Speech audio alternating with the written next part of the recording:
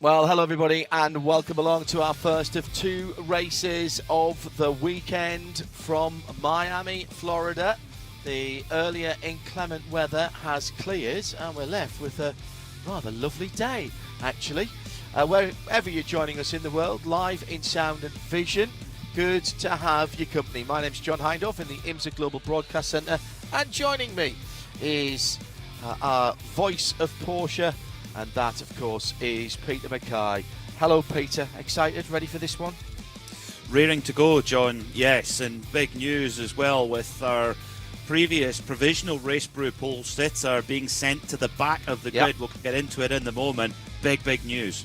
Absolutely right. 27th position for Kelly Moss Racing, number 91. This is Riley Dickinson, championship leader, scooped up both of the races at the opening round at Sebring, Florida a few weeks ago, and unfortunately for him, in post qualifying tech, his 154.410 was scratched, and his time for tomorrow, although his fastest lap time in this race will then give him his grid position for tomorrow.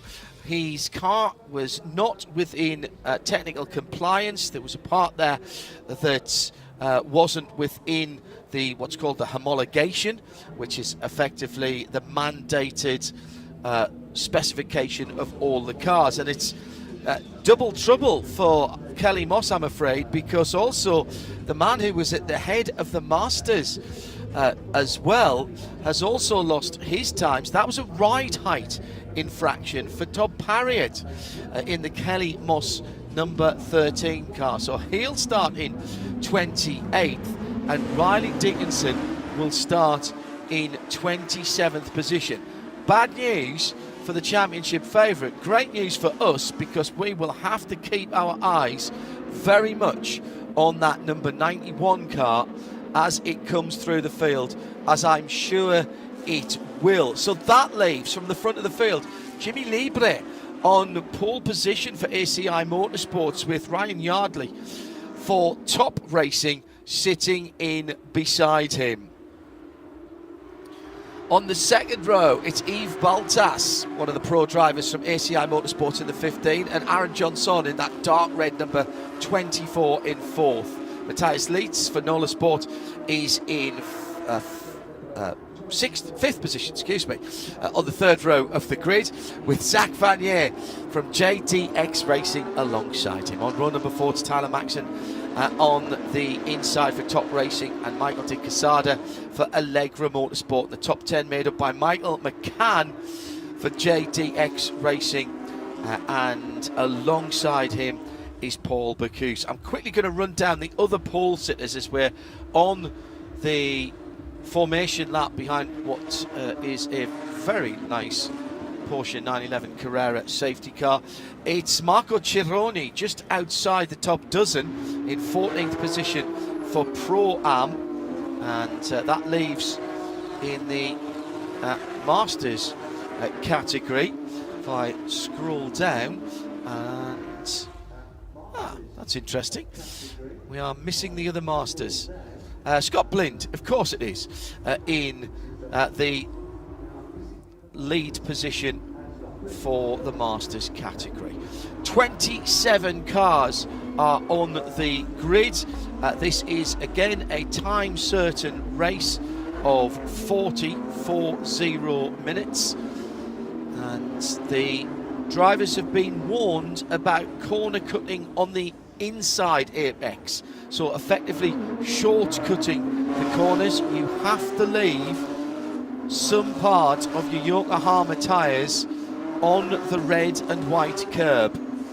That is the word that's come from a couple of drivers that I've spoken to, as the lights are out on the safety car, which means that everyone will form up in the 2x2.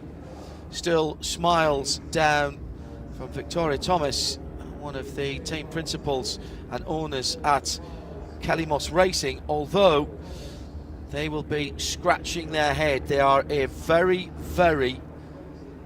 experienced team, and they'll want to make sure they don't make any more mistakes this weekend. So the car to watch from the back of the grid, the number 91 white car with the green stripe and the handprints, as they get down towards the final corner, turn number 17 and 18. There's no more weaving allowed.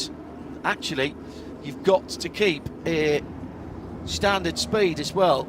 So Jimmy Libre for ACI Motorsports in the number 2 car, the red, white and black machine, on the driver's right as they come onto the start-finish line, has Ryan Yardley alongside him in the TCS sponsored yellow and black car. It's up to the leader, but the start zone is just coming out to turn number 18.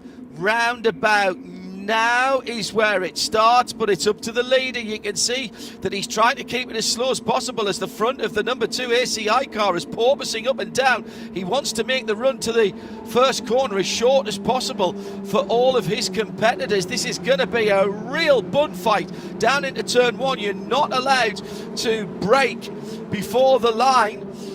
What I'm not seeing is a green flag. There it is, the green flag just waving, so it was a long hold.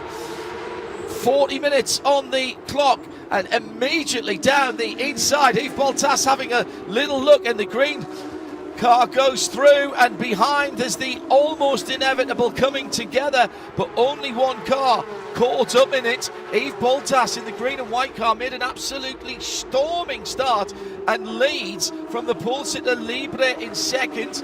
I think that was still Yardley in third. Yes, it was, and everybody else follows through behind Aaron Johnson in fourth position. Keep an eye out for the 91. Riley Dickinson coming through already up to inside the top 20. He started 27th. A good opening stanza for the man who lost pole position, Peter Mackay. And that was our Masters pole sitter, Scott Lynn, from 12th on the grid. Did such a good job in qualifying, turned around in the first sector. He's dropped all the way to the bottom of the order in the overall and indeed in the Solarius Masters class. Disaster for Scott Lynn, championship leaders. Bottas goes wide and Libre goes through to the overall lead. At the Hard Rock Party hairpin, they were both off the track there. That was the corner cutting I was talking about. That's all right as they go through the chicane. And that bollard, the marker cone there, in mortal danger every time these Porsches come through. Riley Dickinson making up another position there as they head onto the back straight for the first time. Race control will be looking at those two in the lead. And there's a car with a deranged rear wing heading down this front straight, the back straight, as well as the top three still as they were. Here comes Johnson, but he had somebody right alongside him, but he drops back into fourth. And once again, Bottas making himself very busy in that green and white car. He's got the inside line at the first corner, but it's Yardley on the outside, and Ryan isn't going to give that one up at all easily. Who had the bent wing? That's what I wanted to know. It was a dark red car. I originally thought it was the Johnson car. And the 84 pulled up at the side of the circuit, but out of the way. There's the answer. In the pit lane. That is the number 71. And that is, I think, going to be out of the race, I'm afraid, because don't typically have pit stops. So Paul Bicuse, I'm afraid, was the car with the deranged rear wing.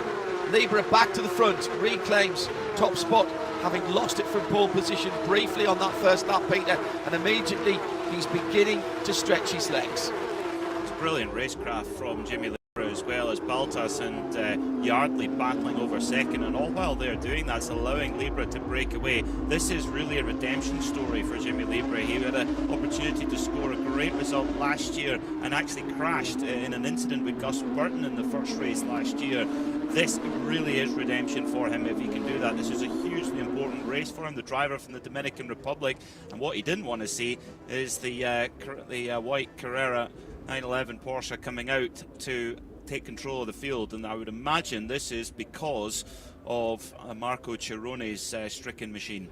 Yeah, Marco had got the car out to the side of the circuit, the number 84. Now that is the supplied colour for the Canadian, and it's the GT silver. Everything out else on top of it is vinyl, of course, but the standard colour is GT silver. You wouldn't think it when you saw these cars. Now, let's see if we could work out what happened at the start of this race. There was a bit of moving around, but I think everybody just about kept in their lane. Bottas flung it down the inside, but it was all going on further back. Actually, it looked like Chirone spun on his own in the... Scott Blind spun on his own. And so where did...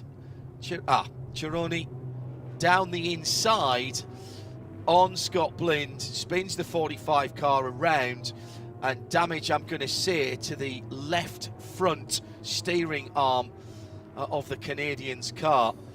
Decent piece of avoiding action by one of the Pro-Am cars there, which I believe, and correct me if I'm wrong, Peter, your eyes are better than mine, was Kenton King in the ACI Motorsports number 74. It was certainly very busy. His car is painted in a very similar way to Scott Blind's car. For me, that's huge news, because that is the Pro-Am, the Solarius Pro-Am and the Solarius Masters pole sitters both taken out the race there at the first corner. On that first lap, both first and second off the track at least a couple of times, and that you're allowed 2 warnings, then it's a 10-second penalty, then it's a drive-through. Now the question will be, did they gain advantage by that? Because that is something else entirely. Scott Blind back in the pit lane, but not where he wanted to be. Oh my goodness. Man from Ruckus Racing. This means now that Todd Parriott for Kelly Moss, after that penalty put him to the back of the grid, he's now the last man standing in the Solarius Masters class. So he's just got to get it to the finish now, and he'll pick up the top trophy. It's a fair point, well made. Many of the Masters drivers, of course, taking part in the Andile Trophy, which is just for the IMSA sanctioned round, or IMSA circuits, if you like. Yeah. So when we go to Sebring, Road Atlanta, Watkins Glen, etc., those are all for the Andile Trophy, which excludes the Formula One championship rounds.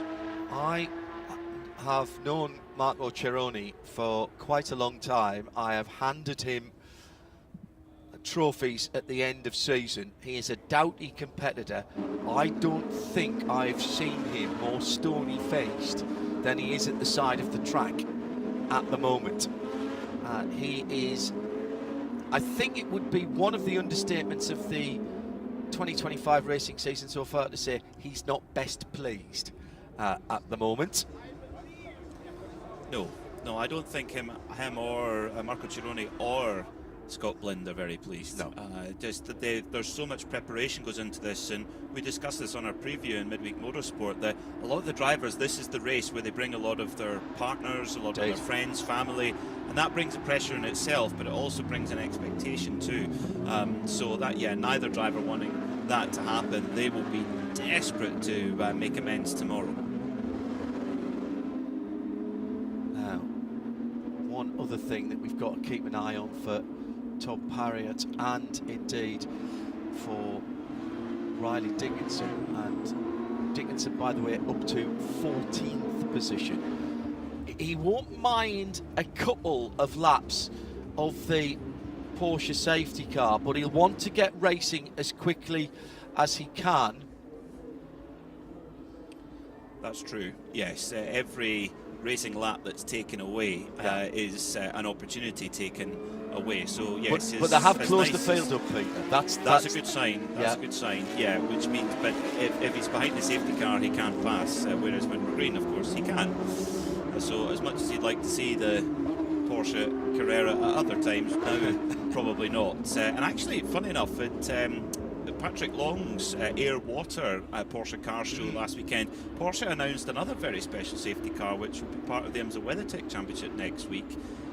for the Laguna Seca round. It's an RS Spider throwback Porsche Cayman GT4 RS. Oh wow. Which I thought was very cool, celebrating 20 years of that car's first race at Laguna Seca.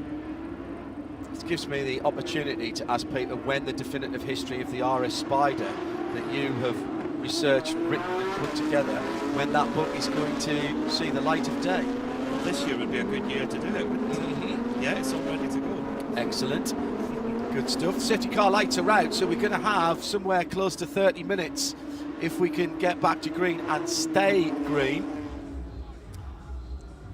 ACI pit wall talking to their drivers. Jimmy Liebler then leading. Now you must stop weaving before you get down to turn 17.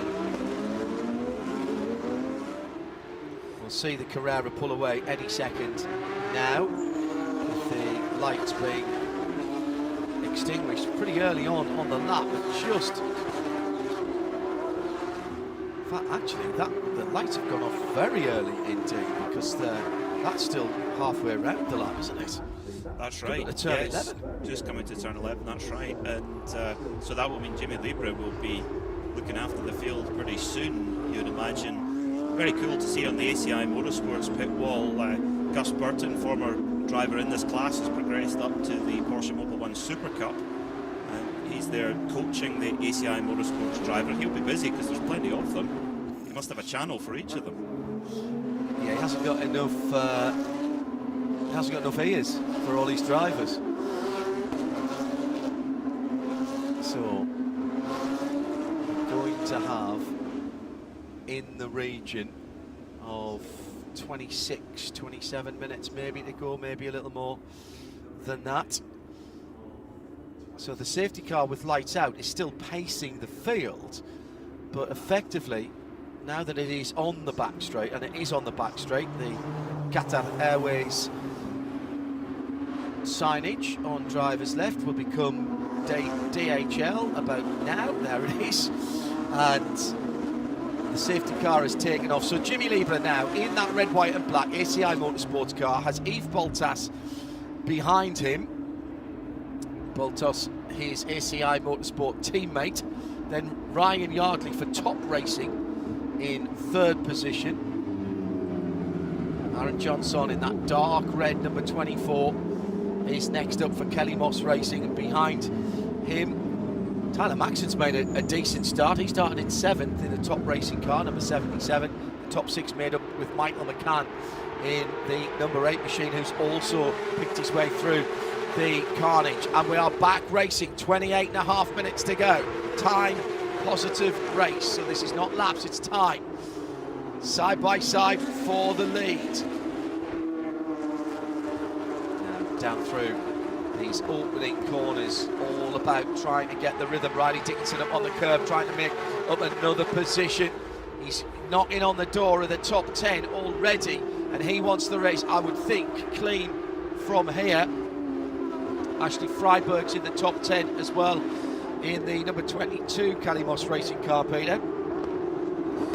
Yeah, he's making good progress, Ashley Freiberg, in that top 10, and it's so competitive in that top 10. The times are so close. We saw it all the way through qualifying. In fact, we had at one point second, third and fourth separated by 600s across all three of them. So it's very, very tight. And Ryan Yardley having a look on the back of Yves Baltas. They've had a super battle so far as they're coming through the really fast turn 9 and 10, which are absolutely flat out down towards the almost beyond 90-degree left-hander here at turn 11, and through goes Baltas. Can he get it stopped though and hold off That's Yardley off as the they track. go?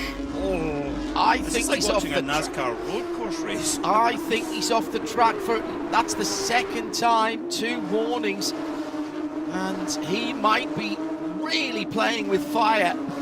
That is the exit of a corner, but it becomes a shortcut because it becomes the inside, the apex of the next corner. And he might just be playing with fire there. Can Yardley get the draft? No pass flaps on these cars, but the old-fashioned slipstream does work. And Yardley goes in too deep, can't get it pulled up at the Auto Nation turn 17 and 18. Libre goes through, fastest lap of the race, 1:58.1. I have to say my teeth were drier than a dodgy tradesman there, John, because that was a big lunge there from Ryan Yardley and very, very nearly clipped the back of Jimmy Libre going into turn 17, which is, it's got to be the biggest braking zone on the entire calendar. Yes, I was trying to think of anywhere else, but I think you are probably right. It is a turn 10 AB at Road Atlanta, maybe. You roll through there a little bit more. It is downhill there, so that is tricky. I'll give you that. A little bit wide from Johnson there as he heads through in 4th position.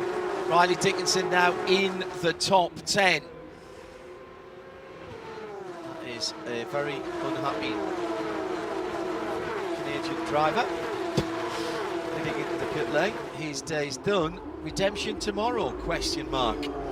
Libre then leads by just on a second in the classes. Pro-Am, James Sofronis leading. He's inside the top 10 at 9. And of course we've only got the one Masters running now, and that is Tom Parriott. He's in 23rd position. Riley Dickinson, this could be the drive of his pro career at the moment. Outstanding stuff. His lap record in the race set in 2023, a 1:56.693. Different tyre supplier back then, mind you. Let's see if we can get a bit closer to that. It was another big fling down the inside at turn 1 for the front 3. Bit of respect being shown there. Sometimes you don't get. Dickinson was up on the curb at turn 1, and also there Alan Metney in the silver number 99 as he tried to make up positions as well.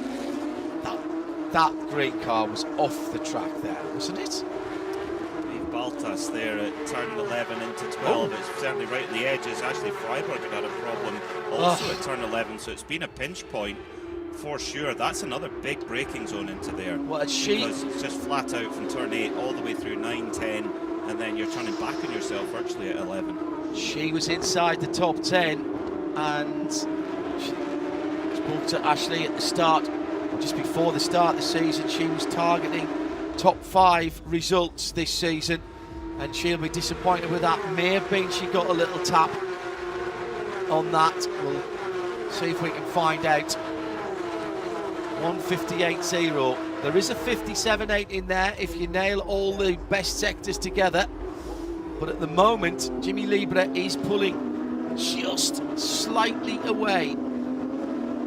Half a tenth here.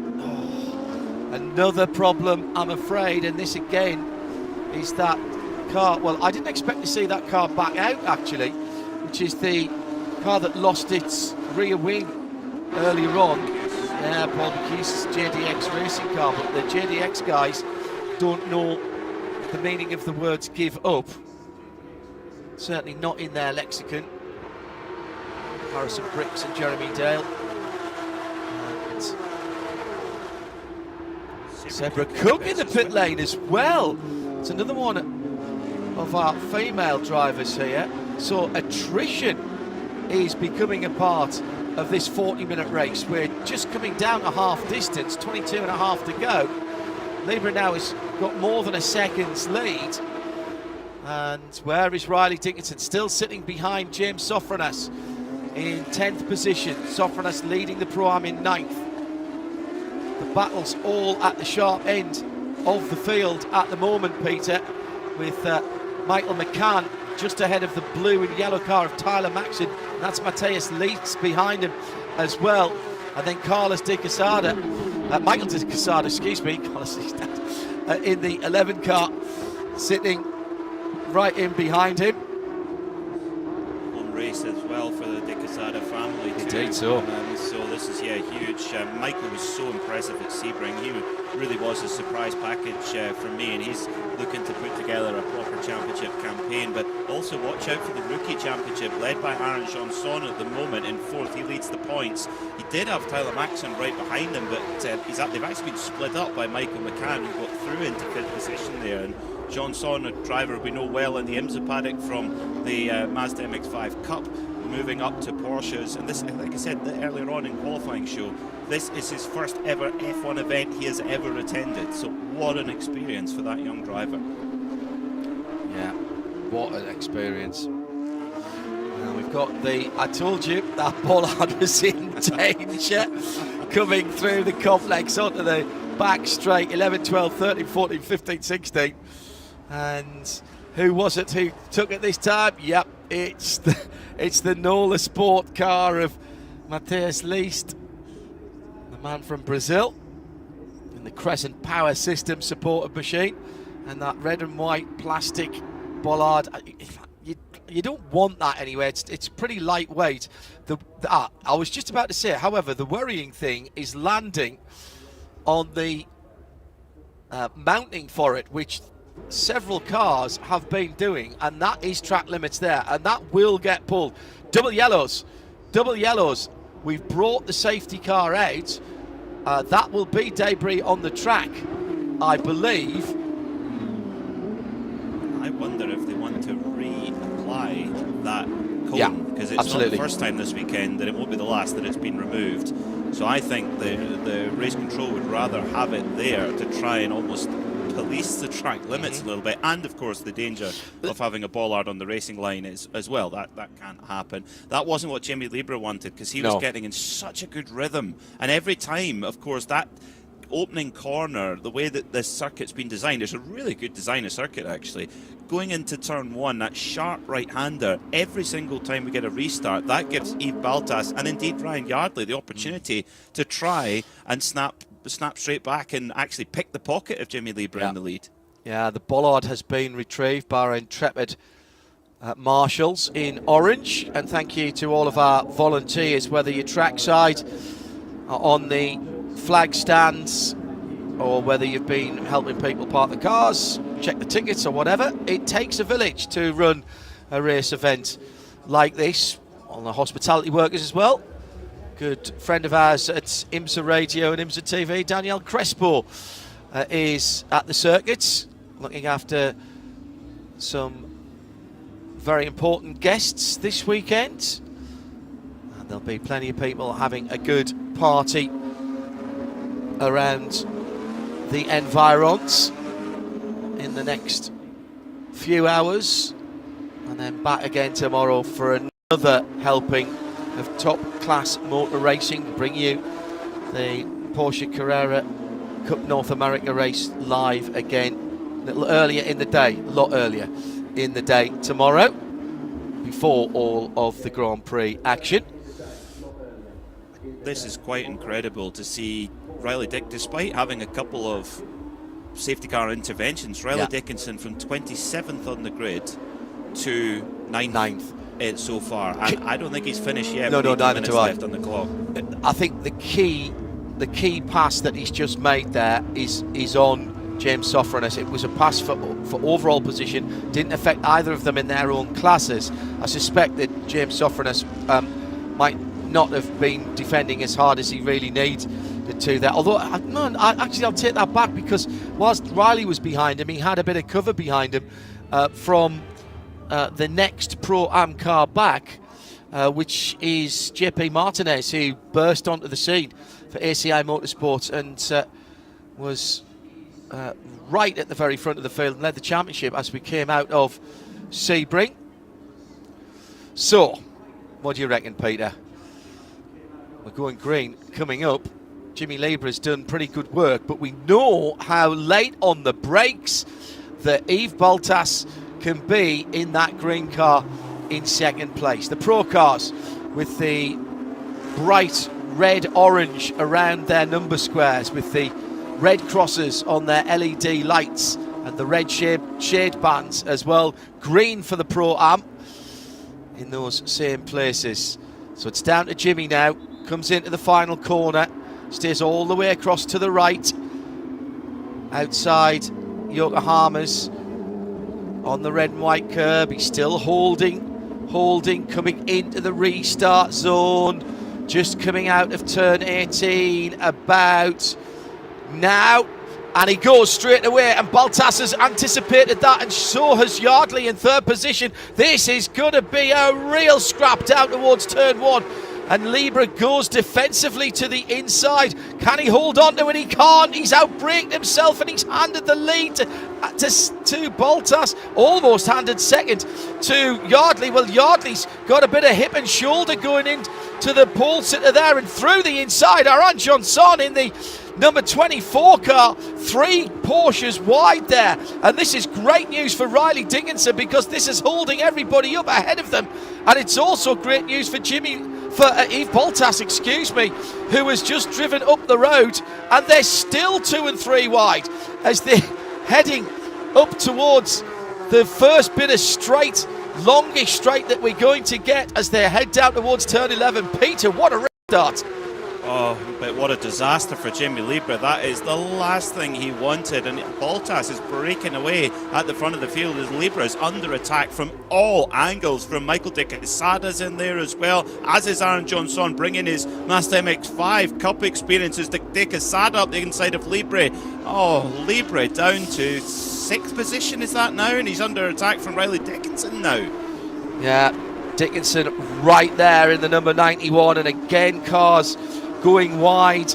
It was De Quesada who was off on the paint through the first part of the Hard Rock Party hairpin.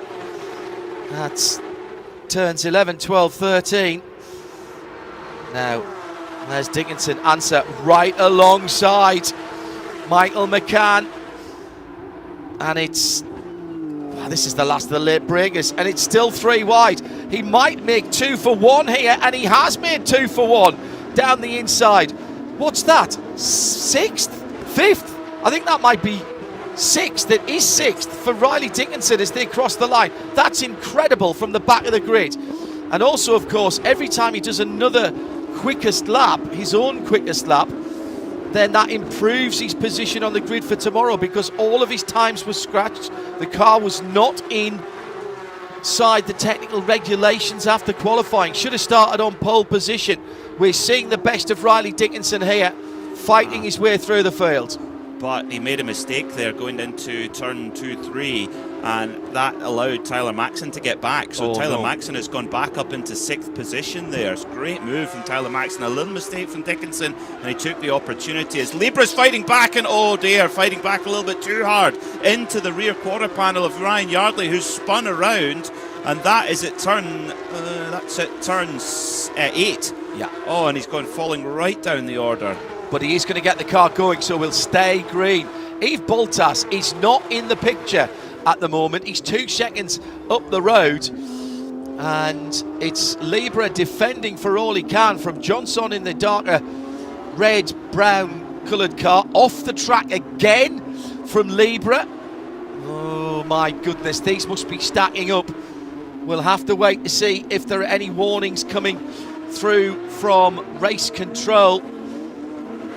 Dickinson still scored as 6th and ahead of Maxson again there. So let's see if I can confirm that. Well, it was the nose, but then I think it was actually the rear wing that did the... Oh, no, it wasn't. No, I'll take that back. Sorry, Jimmy, but that is a bit too boisterous. It was all going on, wasn't it, on that restart, as Jimmy went wide and let not 1 but 2 cars go through turns 1 and 2. And Ryan Yardley, well, maybe there was a bit of animus between those two, Peter, because Yardley had come from just off the curb there to take that 2nd place on the restart. And I said it was a bit of hip and shoulder. Maybe that slightly upset the man in 2nd place now. And there's context here from last year. Remember, Jimmy Liebre got effectively muscled into the wall in a side-to-side fight with Gus Burton, and that took a podium chance away. That is still going to be sitting underneath there at this Miami race, and I think that was what drove that extra bit of aggression. How race control will call it, I would not want their job for all the money in the world. No. It's such a tough job, particularly in a race like this where it's so frantic. Meanwhile, Baltas, the last thing he wants to see is that white Carrera 992 again. Safety car, definitely not now, because he's got a big gap. He's got a 3.2 second gap all of a sudden. So there's a little bit of a battle pack building up between the red, white and black number 11, which is the De Quesada car. That is a podium spot that is being battled over by De Quesada, Aaron Johnson, Tyler Maxson, Riley Dickinson, Michael McCann, and his late's just on the back of that as well. So I don't know why I'm straining the look. I can't actually change my view, but I was trying to look over the top of the cars there. Yeah, I thought he was. And then there's a bit of a gap back to James Sofranis, who leads the Pro-Am category, from Angel Benitez, who's a couple of seconds further back. But basically, third down to ninth are all nose to tail. JP Martinez, that was in the pit lane, the man who came into this weekend leading his class, Peter. He did. He was leading the Solarius Pro-Am class. And, well, that's going to give an opportunity for Alan Metney to get some points back. He's third in class at the moment, so that will tighten the championship up for sure. Tell you what, the rookies, you got to take your hat off to them. Aaron Johnson and Tyler Maxson, they are, particularly Tyler Maxson, he's been passed on a couple of occasions by Dickinson, and he's given it straight back. You know, this is a former champion in this class. He's on the charge. He's got his head down, and Maxson saying, no, I'm not moving over. I'm going to fight you hard, and I'm going to pass you. And this is fantastic to see from the rookies, and both Johnson and Maxson battling for that rookies championship, but also for overall points as well. Into the last 9.5 minutes. Baltas now by almost 3 seconds. He can just cruise here. He can move himself away from the field, but he doesn't have to worry too much about what's going on behind him. They're having their own battles at the moment. Down the inside, Maxson has a look on Riley Dickinson and goes back through. So Dickinson slips a spot back again. Still in 6th. He's been hanging around that 6th spot for a little while then. Michael McCann is in behind him. And right on the back of that is the 8th placed car. It's the 9th place car of the leader in Pro-Am. Baltas then. Oh, hang on. Jimmy Liebre is flashing his lights. Jimmy Liebre is flashing his lights. That obviously means that Yves Baltas is going to pull over and let him catch him. No, it's not. Why do drivers do that? How many times do we see that, Peter? And how many times have you or I asked drivers, so does somebody flashing the lights behind you? Does that disturb you at all? Nah, not at all. But do you do it when you're behind someone? Oh, yeah, all the time. Yeah, they all do it. Maxson is, well, he's not flashing his lights, but he is all over the rear engine cover of Aaron Johnson right now. These two young stars, Maxson really getting to grips. He didn't have the best qualifying, not as good as he did at Sebring anyway, so he qualified 7th, but whoa, boy oh boy, in this race Tyler Maxson is driving the wheels off that top racing machine, but to try and get a move done on Aaron Johnson is not easy. And the thing for Maxson is, right behind them, the white and green Kelly Moss racing car of Riley Dickinson. If Maxson leaves himself exposed, he could then be trying to gain a position and actually lose one at the same time. That is always the danger in one of these lines of cars, all battling for class and overall position. You have to somehow, compromise. Debris flag out on the circuit again as they're heading to turn 11. I suspect that's still from the detritus after the demise. Oh no, that's a bit earlier on, isn't it? That's at the Hard Rock hairpin as Johnson goes off the track this time to try and go around. And we've had a couple of cars spun around there, including Ashley Freiberg. Oh my goodness me. What a move. That's what a move from Tyler Maxson. Great move from Maxson. Set it up into turn 11. little mistake from Johnson, to be fair, and Maxon said thank you very much. He's got his head down now. He can smell a podium here, his first in Porsche Carrera Cup North America, at just his second race meeting, if he can get past Michael de Quesada, and that is no easy feat. He wants to stand on the podium at home at the Miami Grand Prix. Here comes Dickinson now up the inside of Johnson at turn 17. And that is a position made up for Dickinson. That's now 5th. This is every single position he makes is an extra point or two. It is the leader of the championship who started 27th out of 28 cars. Now, he has been helped by 2 short safety car periods, but there's no doubt in my mind, Peter, that he has a car that has been set up here to pass people, and he's done absolutely. Now, what we don't know is whether he's burned a set of tyres and he's only got used tyres left for tomorrow. But what he'd be hoping is that his lap time here will be good enough to get inside the top 10 or maybe better, and give himself a fighting chance for tomorrow. All of his times were scratched after qualifying, after the car was excluded. Well, at the moment his best lap time is a 1:59 flat, which would put him quite a long way down the order, actually. Well, that was his last lap. That was his last lap. That was his last lap, excuse me, I do apologise, yes. So, yeah, I would think he would be a little bit more pace than that, that's true. Oh, his spin for number 17 car, Andre Reina Fernandez, that's early on in the lap. Just rear got away from him.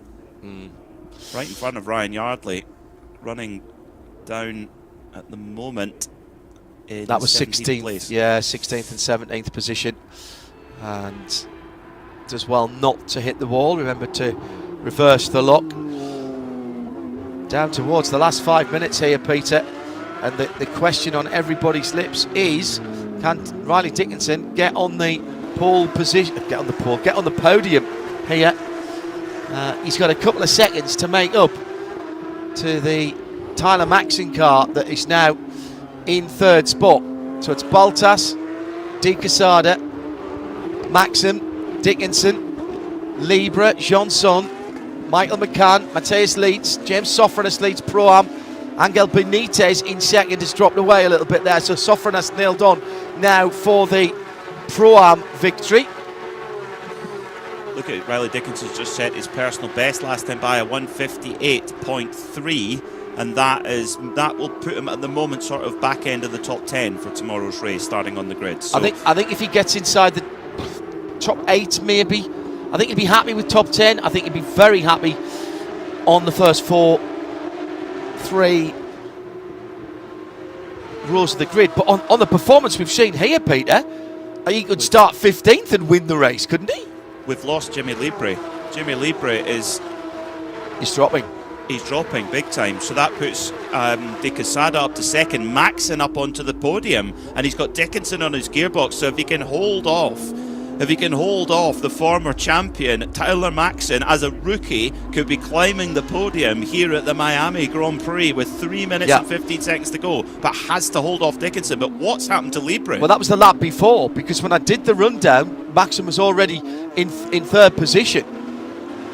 So that was the lap before. So that's an odd one. Where did Jimmy Libre make the mistake?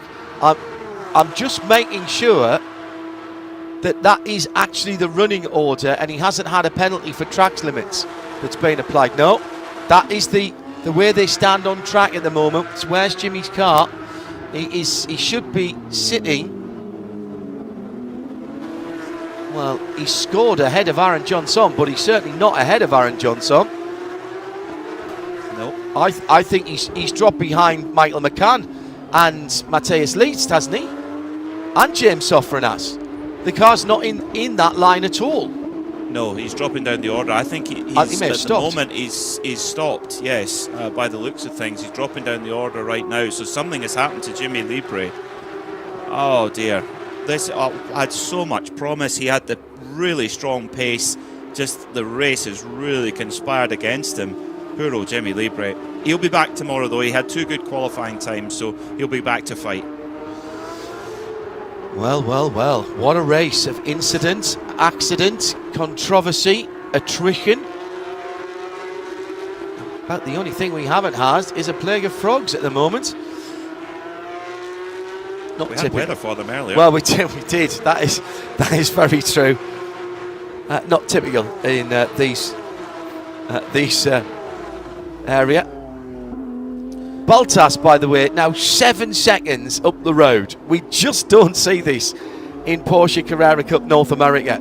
De Quesada holding on to second by about a second from Maxon, and then Dickinson, and then another second back. Johnson, who's got his mirrors full at the moment of Michael McCann with the Stars and Stripes almost livery. No, it is on the top of the car, but red, white and black down the side. It'll be white flag, I reckon, this time around. So there will be one more tour of the 3.363 miles. Dickinson right in the wheel tracks of Maxon. Throws the dummy down the inside. Maxon doesn't buy it. But here comes McCann. Oh, and a little bit late on the brakes by Aaron Johnson in the number 24. There's the white flag. IMSA starter, Tony, as ever, with style and gusto. Coming through at the final corner. So Jimmy Libre down to 12th. He came into the pits. Yes. Now, was this a drive-through? I think it's a drive-through. Contact. It's the contact that they had with Ryan Yardley. Yeah, exactly right. Yeah, okay. That makes sense. Yeah. That must be. And the problem is, of course, such a short race, you've got no time to make it back, have you? Even if you have got a quick car. But so, Ryan Yardley's race ruined out in that incident. Well, so, yeah, Ryan's dropped down to, well, way outside 15th. the top 10. Yeah, exactly, yes. Yeah. This is amazing. I mean, for the podium, second and third and fourth fighting away. De Quesada in second, Maxon right behind him in third, but Dickinson looking really, really racy in fourth. Bearing in mind, from 27th on the grid, qualified, was our provisional race brew pole sitter, and got sent to the back for a technical infraction. You can imagine if he could get on the podium here, but so much on the line. There's a second place here for Riley with a big throw down the inside at the final corner, or the final braking area at least. So through 11, 12, 13, underneath the bridge. Defensive driving for the second place car, the red and Stars and Stripes number 11. Michael De Quesada with his family comes from down the road in Miami. They'll be biting their nails at the moment. This is the run to the final big braking area. I don't think Dickinson's close enough. He might be just waiting to pick the pieces up here as Maxon goes down the inside, but that looks clean to me. Now, watch the old over and under from Dickinson. He changed his mind there. There was, I think, a podium on. Through goes Bottas to win it. Maxon comes through in second. That's a great race from Tyler Maxon. De Quesada holds on to third. Fourth for Riley Dickinson. You know, he might be disappointed with that. There might have been a podium on. But how can you be disappointed, Peter, when you've come from 27th to 4th and you've bagged all those, you've banked all those points? Also coming through, our leader in the Pro-Am class, James Sofranas, well ensconced inside the top 10 at 8th, ahead of Angel Benitez. And the third place in that, just waiting for that car to come through. It should be Kenton King for ACI Motorsports, has gone through now in the number 74. And the last man standing, as you rightly said, gets the Masters class. How clean was that down into the final big braking area for second place from Maxon? Got a little bit of a lub tap going through. Looked like Dickinson was going to sweep round the outside, and then I think he changed his mind there. Well, that's the sort of drive for me that wins championships. Yes. For Riley Dickinson. That could have got into a spiral and could have got away from him. But he remained cool under pressure. 27th up to 4th. That's a result in my book. But what about Yves Bottas? Just once he got free, once he got the move done, he was gone. He was absolutely gone.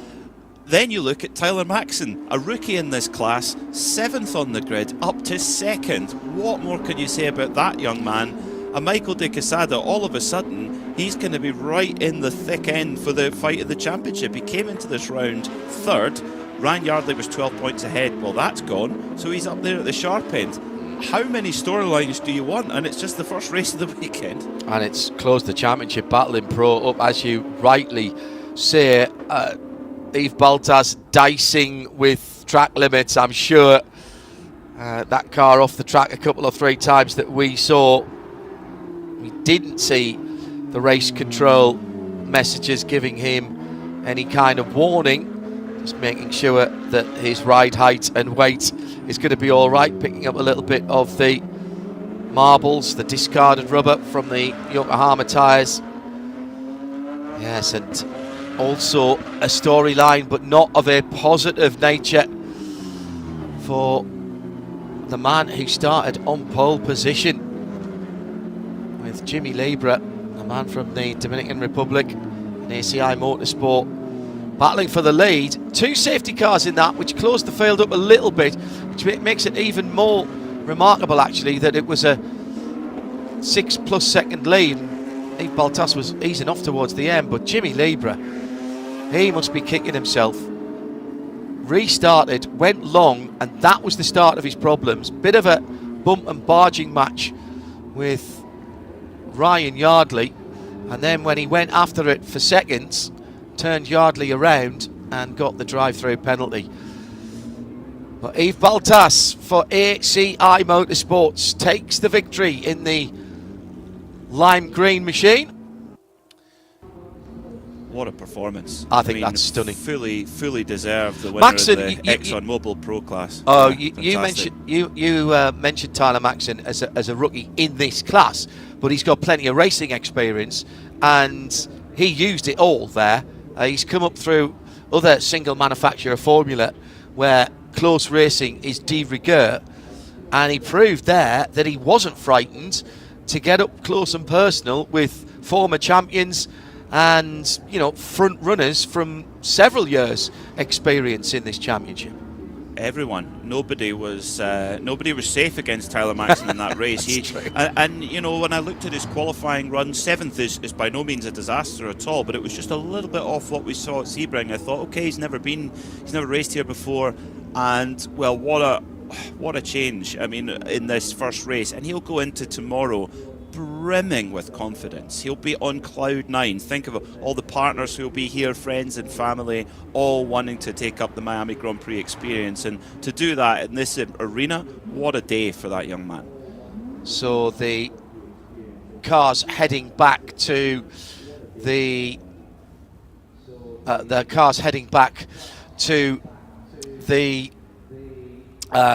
pit and paddock area. Unofficially then, Yves Baltas from Tyler Maxson, from Michael De Quesada. That's your Pro Podium. ExxonMobil Pro Podium. Riley Dickinson driving from 27th to 4th ahead of Aaron Johnson, Michael McCann and Matthias Lee, dot 7, all in that ExxonMobil Pro category. Then James Sofranes wins the Pro Am category ahead of Angel Benitez, with Jimmy Libra, even after the drive-through, coming through in 10th position, which is still 5 or 6 places ahead of the man that he nerfed off, which I suspect might be slightly irking. Kenton King in 11th. Ashley Freiberg, who was in the top 10 at 9 for a while, recovered to 12th after being spun around. Yardley in 13th.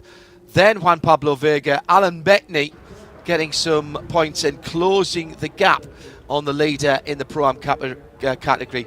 Javier Riol, Patrick Mulcahy, Wes Lump, and then 2 retirements off the back of it. Peter Mackay was alongside me. John Hindorf in the Global Broadcast Centre. Join us tomorrow as we'll do it all again much earlier in the day. Thanks to our technical team at the Hard Rock Stadium for putting us out. Thomas and the rest of the audio crew, pleasure to work with them. Also, our camera operators from Formula One and, of course, NASCAR Productions up in Concord. Tim Gray was our executive producer in London for IMSA Radio. I'm John Hindhaugh. Have a great Saturday evening. Hey, look, you're near Miami. Get yourself down to A1A, Beachfront Avenue. We'll see you tomorrow. Don't have too bad a hangover. Bye-bye.